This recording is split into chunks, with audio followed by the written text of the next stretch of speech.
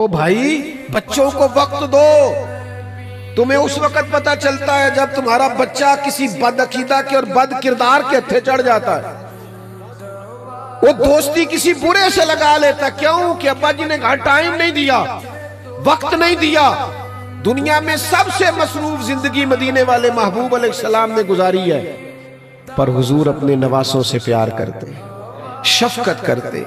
साथ घर था सैयदा फातिमा का, मस्जिद में दरवाजा खुलता था, फिर भी एक दिन फरमाया फातिमा आज रात आपके घर में रहूंगा। सैयदा फरमाती हुजूर मेरे घर आए, आराम किया, एक तरफ इमाम हसन को लिटाया, एक तरफ इमाम हुसैन को। रात को दूध मांगा इमाम हसन ने, तो मैं बर्तन में दूध डाल के देने लगी तो फरमाया फातिमा आप लेट जाइए, सोए मेरे साथ है तो दूध भी मैं ही पिलाऊंगा।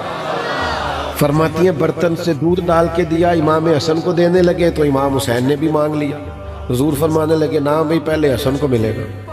मैंने अर्ज की या रसूल अल्लाह लगता है हसन से ज्यादा प्यार है। फरमाया नहीं प्यार दोनों से है, पर मांगा पहले हसन ने है ना। फिर हुजूर फरमाने लगे फातिमा मैं, आप, हसन, हुसैन और ये जो करीब अली सो रहे हैं, फरमाया हम सारे जन्नत में भी इसी तरह इकट्ठे होंगे। तो पहले तो अपने घर में वक्त दें। जो साहब भी हैं मेहरबानी करें। मैं तो बाज़ दीनदारों से भी कहा करता हूँ, ये बच्चे छुट्टी जाते हैं ना हमारे इदारे के हफ्ते वाले दिन, तो मैं उनसे कहता हूँ घर जाके नवाब ना बनना, सब्जी आपने ला के देनी है घर में, अम्मा के साथ सारे काम आपने कराने।